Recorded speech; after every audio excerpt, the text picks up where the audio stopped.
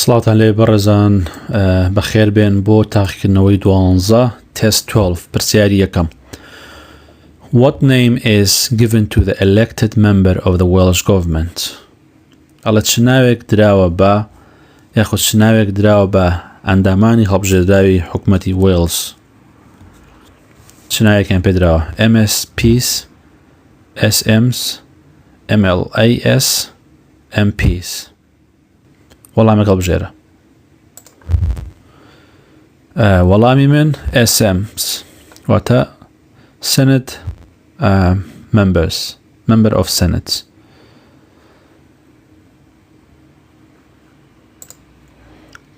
In Wales, the elected members are known as SMs or Senate members.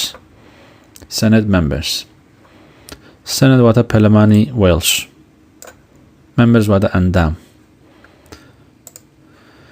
پرسیاری دووەم. How often do the ministers that form the cabinet meet to make important decisions about the government policy? ئەڵە چەند زوو وەزیرەکانی حکومەت کە کابینێتیان پێکهێناوە کۆبنەوە بۆی بڕیاری گرنگ دەرکەن دەربارەی سیاسەتی حکومەت؟ چەند زوو چەند جار؟ Every day هەموو ڕۆژێ؟ Weekly هەفتانە؟ Monthly مانگانە؟ Every 6 months 6 مانگ جارێک. وەڵامی هەڵبژێرە. وەڵامی من هەفتانە weekly. The cabinet is a committee which usually meets weekly and makes important decisions about government policy. ئەڵە کابینەت کۆمیتەیەکن کە هەفتانە یەکترە بینن makes important decision بڕیاری گرنگ ئەدەن about the government policy دەربارەی سیاسەتی حکومەت. پرسیاری سێم. How many Welsh language channels are there in Wales? چەند کەناڵی تەلەڤیزیۆنی بە زمانی وێلسی هەیە لە وێلز؟ هیچ، یەک دانە، دوو دانە، سێ دانە. وەڵامێک هەڵبژێرە. من 1. There is one Welsh language channel in Wales. یەک تەلەڤیزیۆنی لە وێلش هەیە بە زمانی وێلشی.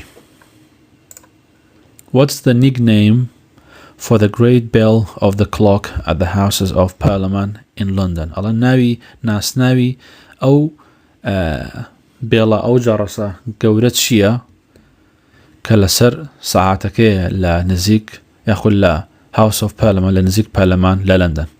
ناوەکەی چییە؟ هەندێک جارم پرسیارانە تۆزی ئاڵگۆڕ پاش پێش پێکرێ، بەڵام تۆ ئەگەر عیلمەکەت زانستەکەت پێ بێ ئەزانیمە بەسی چی ئەگەر بە هەر شێوەیەکش ئاڵگۆڕی پێ بکرێت. جا باشتر وایە لە پرسیارەکە تێبگەی بۆ نمونە نووسراوە گرێیت بێڵ لێرە سەر لێشێنە، بەڵام کە نووسراوە کلۆک دوای نووسراوە House of Parliament in London واتە ئەزانیمە بەستەکەی چییە. شسم بەسی سە ساعتەکە هیچ ساعتێکی گەورە لە ناو بیناکەی پەرلەمانە نییە، بەڵام لە دەروی پەرلەمانە.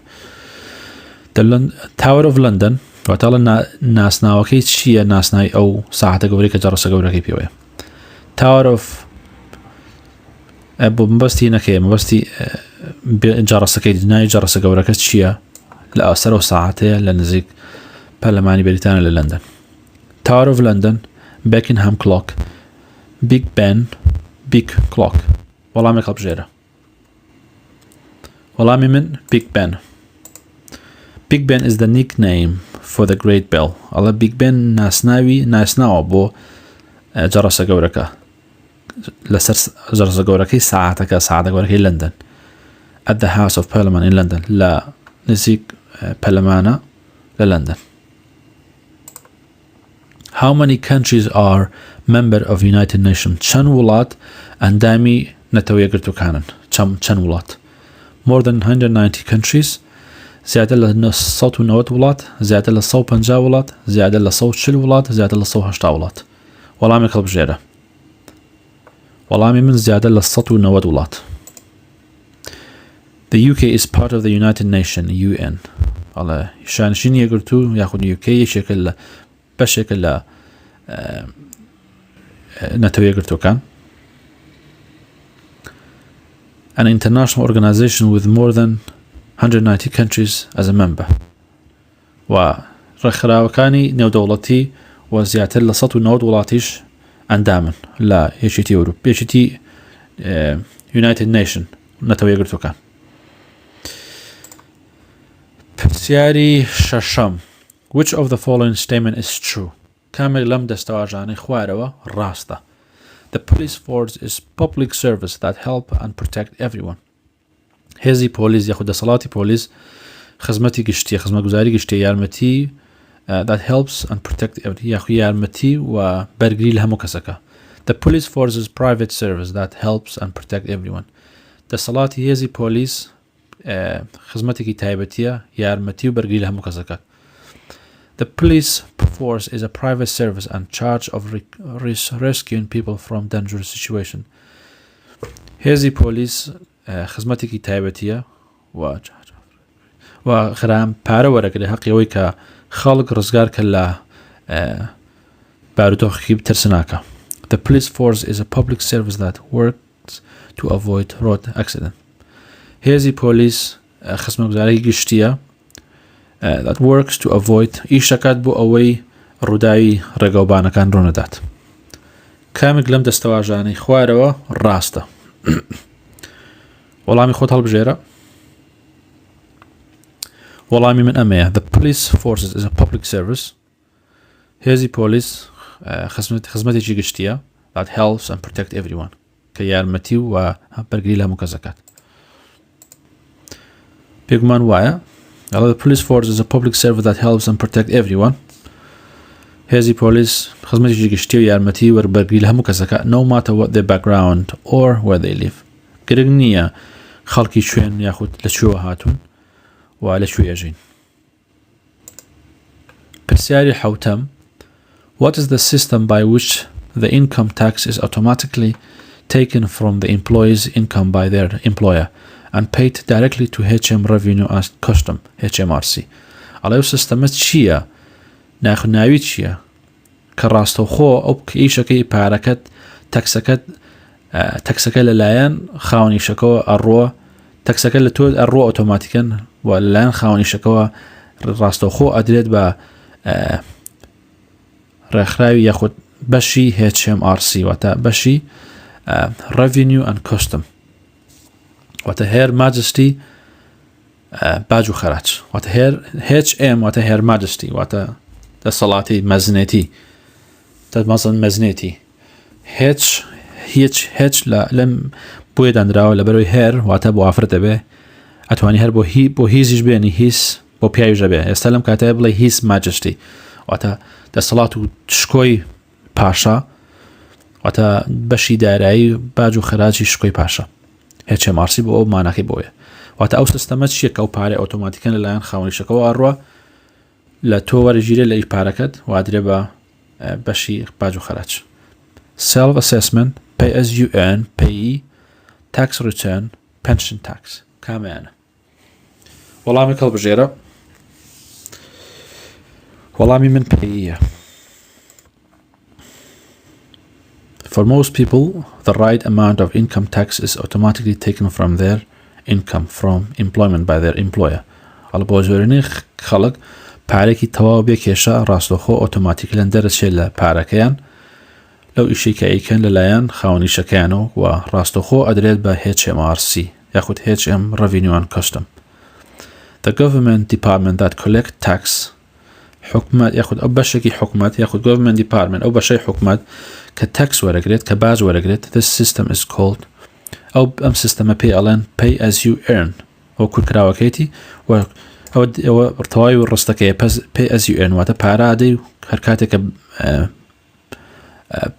پارە دەرەکەی بۆ نمونە هەر کاتێکە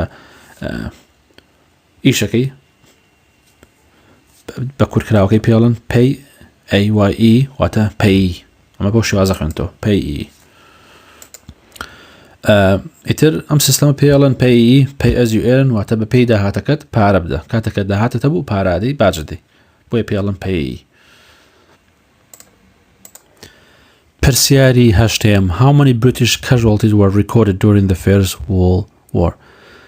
واتە چەند قوربانی تۆمار کراوە لە چەند قوربانی بریتانی تۆمار کراوە لە جەنگی جیهانی یەکەم. casualty واتە قوربانی. more than 2 million, 3 million, 4 million, 5 million. وەڵامی هەڵبژێرە. وەڵامی من 2 million. During the First World War, millions of people were killed or wounded, with more than 2 million British casualties. لدوري جنگی جیهانی یەکەمە ملیۆنەها کەس کوژران و برینار بوون و زیاتر لە 2 ملیۆن خەڵکی بەریتانی قوربانی لێکەوتەوە.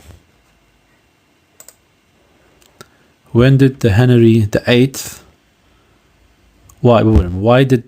why did Henry VIII decide to divorce Catherine of Aragon?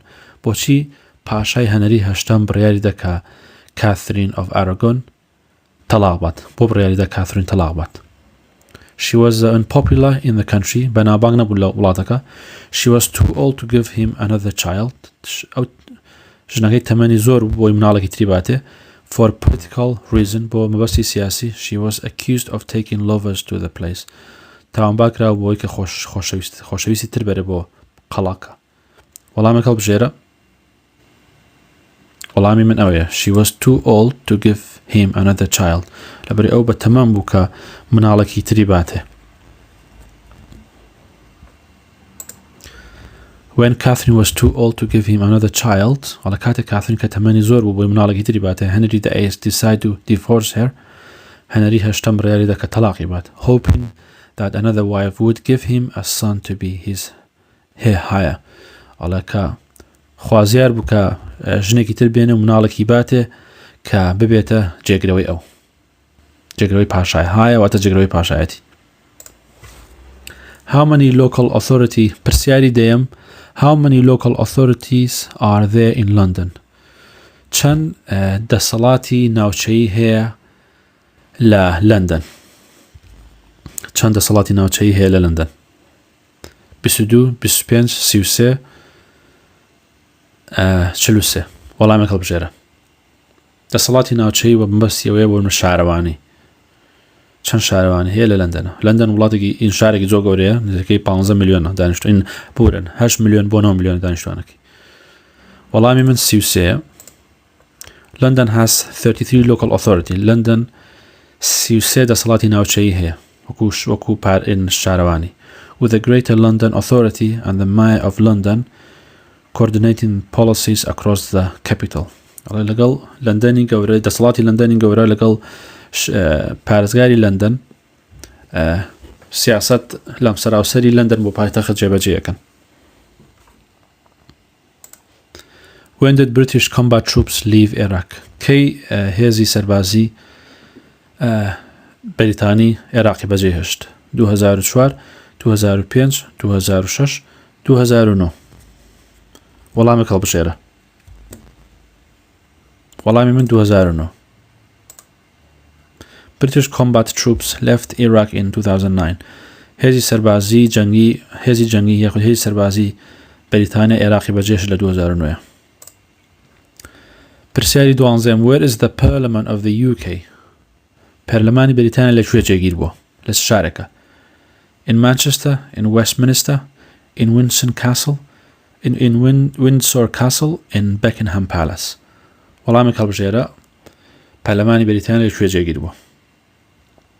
وەڵامی من لە Westminster. The UK is governed by the Parliament sitting in Westminster. وەڵا بەریتانیا شانشینی یەگرتو لەلایەن پەرلەمانەوە حکومە دەکرێت و لە Westminster دانیشن. Which of the following is a criminal offence? وەڵا کامێک لەمانەی خوارەوە تاوانەکە. Selling tobacco to someone under age 18. توتفرۆشتنی توتن بە کەسێک تەمەنی لەژێر 18 ساڵەوە بێ, هەیتر هەجۆرە توتنێک بێ. Owning money to someone, قەرزاری کەسێبی. Discrimination in the workplace, واتە فەرق و جیایەتیکردن لە شوێنی ئیشە. Selling faulty goods or services, فرۆشتنی شت یاخود شتی خراپ یاخود پێشکەشکردنی خزمەتی خراپ. وەڵامێک هەڵبژێرە. کامانە تاوانە لە بەریتانیا؟ وەڵامی من selling tobacco to someone on the age of 18 تاوانە لە بەریتانیا. مامەڵی تاوانی لەگەڵ ئاکرێ.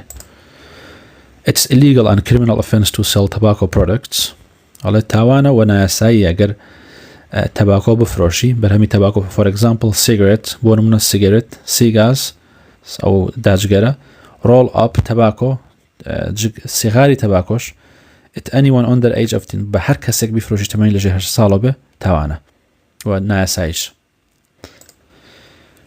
who used a system of land ownership known as a feudalism چه سیستمی ئەو چێ ئەو سیستەمی خاوەندارەتی زەوی بەکارهێنا کە ناوەکەی فیودەلیزم بوو ئەو سیستەمە ناوی فیودەلیزم بوو چێ بوو the Greeks the Vikings the Normans the Welsh کامیان ئەو سیستەمایان هێنا کایەوە بەکارێن هێنا بۆ ئەوەی بۆ خاوەنەتی زەوی خاک وەڵامی من the Normans لە فەڕەنساوە هاتبوون The Normans used a system of land ownership known as a feudalism. نۆرمانەکان سیستەمی خاوەندارەتی زەویان یاخود عەرزیان هێنایە کایەوە بە ناوی فیودەلیزمە بۆ منە کاتی خۆی کەس نەبوو بڵێ ئەو عەرزەی منە ئەو خاکەی منە هەتا نۆرمانەکان کە نزیکەی 600 ساڵ پێش ئێستا کە هاتنە وڵاتیان داگیر کرد سیستەمێکیان دایانە بۆ یەکەم جار لەسەر زەویە سیستەمە نەبوو ئەوان هێنانە پێشەوە کە خەڵک زەوی دابەش کۆ بڵێی منە The line all the world's a stage belongs to which of the following plays or poems written by the William Shakespeare ئەڵێ ئەو خەتەی کە یاخود ئەو سەردێڕی کە ئەڵێ all the world's a stage ئەڵێ هەموو جیهان all the world's a stage هەموو جیهان قۆناغەکە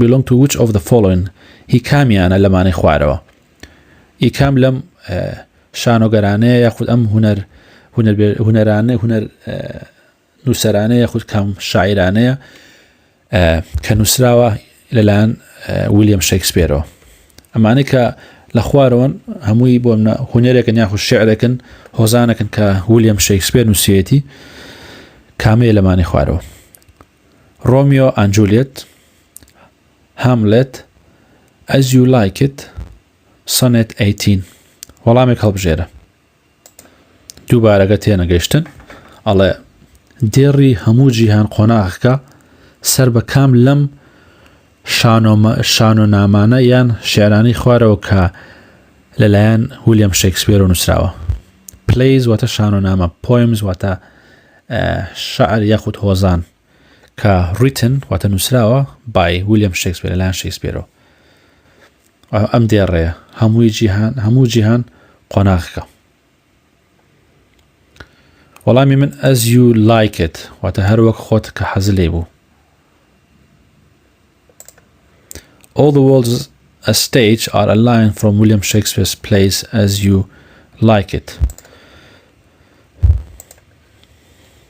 پرسیاری شانزەیەم during the times of Elizabeth I English settler begin to colonize ئەڵێ لە کاتی ئەلیزابەث یەکەم ئینگلیزە ئەگە بیتان بێت باسی ئەم پرسیارەمان کرد پێشتر ئینگلیزە نیشتەجێبۆکان دەستیان کرد بە داگیرکردنی چ وڵاتێک چ شوێنێک سێتڵە وەک باسم کرد سێتڵەواتە کەسێکە لە شوێنەکە دامەزرێ بە زۆر دامەزرێنەرەکان ینی شوێنی خۆی نیە بەڵام هاتوو لێ دامەزرێن بۆ داگیرکردنی شوێنێک و کۆڵۆنایز ینی داگیرکردنی سیاسی کە بەریتانیا کۆڵۆنایزی وڵاتەکانی جیهانی زۆر کردووە واتە during the times of Elizabeth I English settler begin to colonize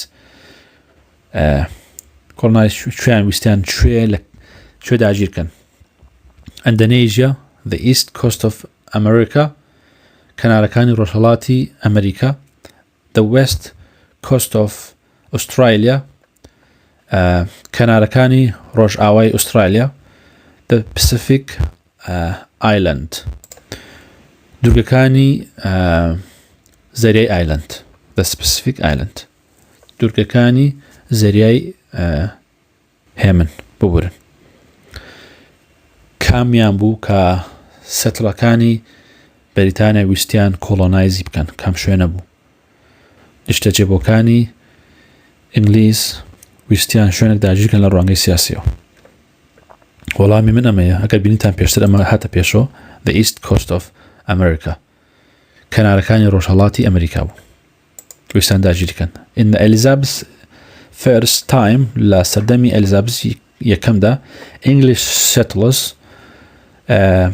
دامەزرێنەکانی ئینگلیز وەکو نیشتەجێبۆکانی ئینگلیز first begin to colonize the east coast of America بۆ یەکەم جار دەستیان بەکرد بە داگیرکردنی کەنارەکانی ڕۆژهەڵاتی ئەمریکا. In which city is the Welsh government building, also known as Senate, located? لە چ شارێک حکومەتی یاخود پەرلەمانی وێڵش بیناکەی دروست جێگیرە، also known کە ناسراوە بە Senate. لە چ شارێک بینای پەرلەمانی حکومەتی وێڵش جێگیر بووە؟ Edinburgh, Belfast, Cardiff Bay, Swansea. وەڵامی خۆت هەڵبژێرە.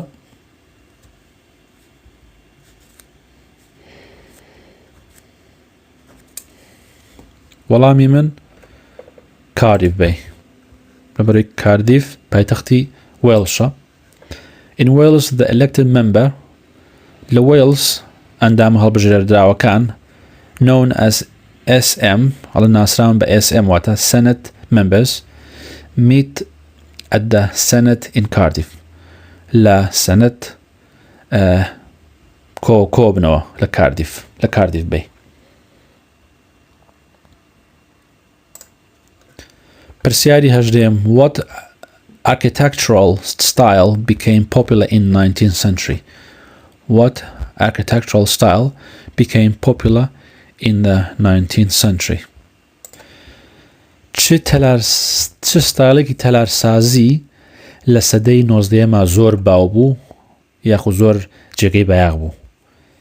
What architectural style واتە تەلارسازی ستایلی تەلارسازی become popular ینی باو لە سەدەی 19ەمە. Corinthian, Baroque, Medieval, Gothic, Art Deco. ستایلێک بوو. وەڵامی هەڵبژێرە. وەڵامی من Medieval, Gothic. In the 19th century لە سەدەی 19ەمە the medieval Gothic styly Medieval Gothic became popular again.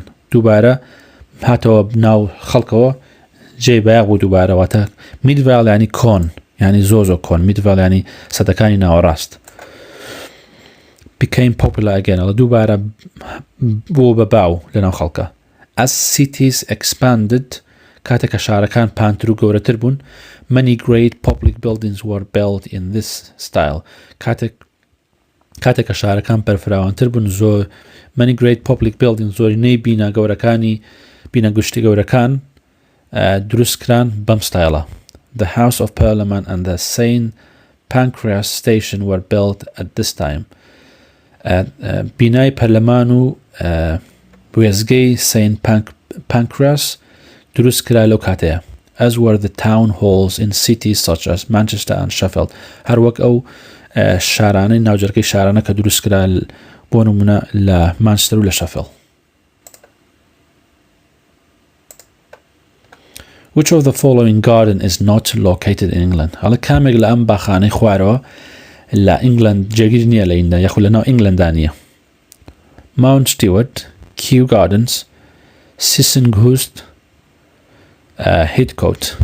ئەمە ناوی باخن کامیان یاخود پارکن کامیان لە ناو ئینگلەندا نییە خاچی ئینگلند. وەڵامی من Mount Stewart. There are famous gardens to visit throughout the UK. ئەڵێ چەند باخێکی زۆر گەورەی لە هەیە لە سەرتاسەری UK شانشینی یەکگرتوو کە پسی سەردانی لە UK including پێکهاتوون لە Kew Garden, Sissinghurst and Heathcote in England. ئەمانە لە ئینگلندن. Craith Castle and Inverary Castle in Scotland and Budnan Garden in Wales and Mountain Stewart in Northern Ireland. واتە ئەمەی کە هەڵمان بژارد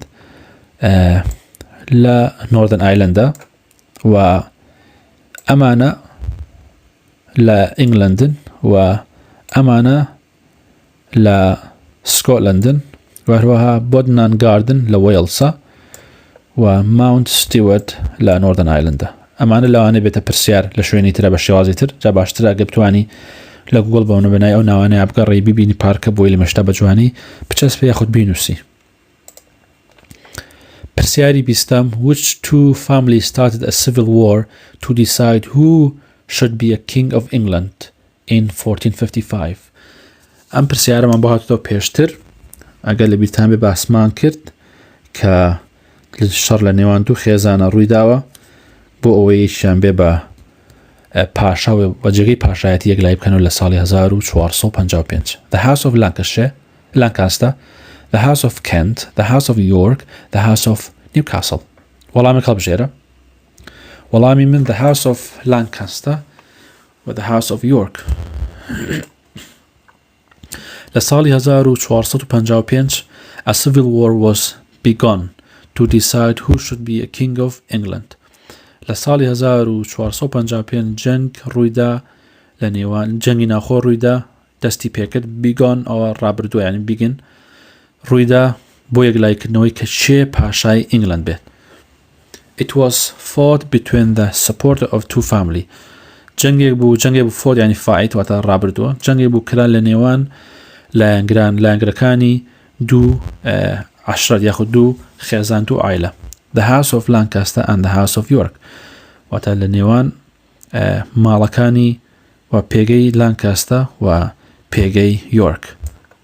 جەنگان خەڵکەکە جەنگا لە ئەنگرانی هەرو لە جەنگان بۆ یەکلایی بێتەوە کامیان پاشای ئایندەی ئینگلند بن.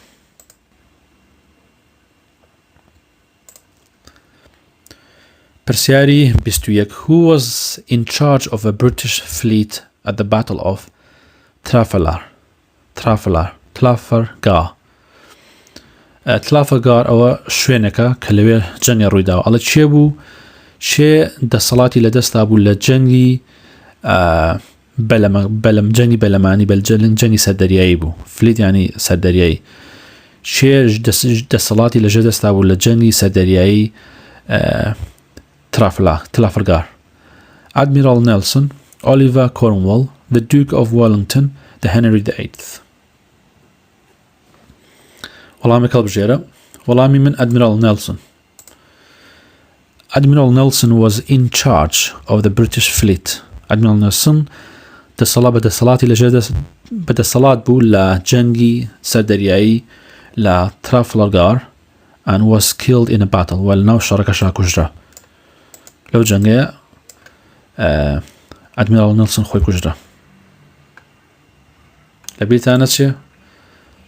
ئەم جەنگانە ئەم شوێنەکان ئەوایی لە بیرتان مێنێتەوە بۆ منە فلیت لە بەرت بێ یانی چی؟ یان فلیت ینی جەنگی سەردەریایی.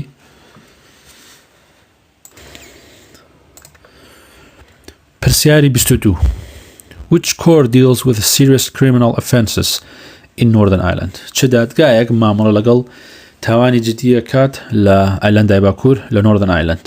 پێشتر ئەمە باسمان کردووە ئەبێ لە بیرت مابێت بەڕاستی چێ دادگایەک مامەڵە لەگەڵ ئەو کەیسە جدیاناکات. The Sheriff Court, the Crown Court, the Magistrate Court, the High Court. وەڵامی من the Crown Court. باشە ئەم زانیارانە زۆر گرنگ ئێستای خوێنمەوە. ئەڵە in England, Wales and Northern Ireland serious offences are tried in front of the judge and jury in a Crown Court. تەگەیشتی لە ئینگلند و وێلس و نۆردن ئایلەند واتە لە ئەم سێ وڵاتە کە لەژێر دەسەڵاتی یوکایە تاوانی گەورە گوێی بۆ ژیرێت یاخود یەکلایە کردووە لە بەردەمی دادوەر و جوری لە کراون کۆرت. دادوەر و جوری تەگەشتن جوری دادوەر ئەو کەسەیە کە بڕیارەکاتە جوری 12 کەسن کە گوێ ئەگرن بێلایەنن ئەو کەس ناناسن بەڵام کە گوێیان گرت ئیتر کاتە هەڵیە سنگن کامیان ڕاستەکە کامیان درۆکە یاخود کامیان بەڵگەی زۆر بەدەستەوە کامیان بەڵگەی کەم بەدەستەوە. In Scotland, بەڵام لە سکۆتلەندا serious cases are heard in a sheriff court with either a sheriff or a sheriff with a jury. بەڵام لە سکۆتلەندا کەیسی جدی لە دادگای شەریف یەکلای یەکرێتەوە. جا ئاخۆ شەریفەکە شەریف ناوی ئین دادوەرەکەیە یاخۆ شەریف هەر بە تەنیایە یاخود شێریف لەگەڵ جۆرەکان. شەریف جۆرێکە لە دادگا دادوەر بەڵام ئاسێکی نزمتری هەیە. خۆی لە سەرەتاوە دادگای شێریف یاخود پێگەی شەریف لە ئەمریکا وەڵام دوای هاتە ئێرەش. بۆیە شێریف و لەگەڵ جۆرەی هەرشان بە هەمان شێوە بڕیارەدەن بەڵام لە کراون کۆرت نییە لە شێریف کۆرتە لە بیرتان نەچێت لە سکۆتلەندا. Which political party پرسیاری 23 which political party does the speaker represent? ئەڵێ سپیکەر یاخود سەرۆکی پەرلەمان نوێنەرایەتی چه حزبێکی سیاسیەکە یاخود لە چه حزبێکی سیاسیەوە هەڵبژێردراوە لە پەرلەمان سەرۆکی پەرلەمان نوێنەرایەتی چه حزبێکی سیاسیەکات. The Liberal Democrat, the Conservative Party, the Labour Party, they do not represent any political party. دانێ لەمانە هەڵبژێرە. تۆ پێت وایە سەرۆکی پەرلەمان لە بەریتانیا نوێنەرایەتی حیزبێکات؟ وەڵامی من they do not represent any political party. The speaker is neutral and does not represent a political party, even though he or she is an MP, represent a constituency and deals with the constituents problem like any other MP. لا پەرلەمانی بەریتانیا سەرۆکی پەرلەمان لایەنگری هیچ حیزبێک نییە و نوێنەرایەتی هیچ حیزبێک ناکە even though he or she an MP تەنانەت بەرحاڵ کە ئەو هینیشە ئەندام پەرلەمانێکیشە بەڵام باڵاکی بەرزترە و بە پێی یاسا بە پێی دەستوور هەڵبژێردراوە بەڵام نوێنەرایەتی هیچ حیزبێک ناکە لەبەرەوەی ببێ لایەن بێت. پرسیاری 24 پرسیاری کۆتایی When was the Scottish Parliament formed? کەی پەرلەمانی سکۆتلەندا دامەزرێنرا؟ کەی بوو؟ لە 2000 بوو، لە 2002 1999 لە 1998 وەڵامی هەڵبژێرە. وەڵامی من 1999. Correct. The Scottish Parliament was formed in 1999. و پەرلەمانی سکۆتلەندا لە ساڵی 1999 دامەزرا. ئەمە پرسیاری کۆتایی بوو لە تاقیکردنەوەی دوانزەم هیوادارم سوتان لێوەرگرت بێت لە تاقیکردنەوەی دوانزە ئەتان بینم.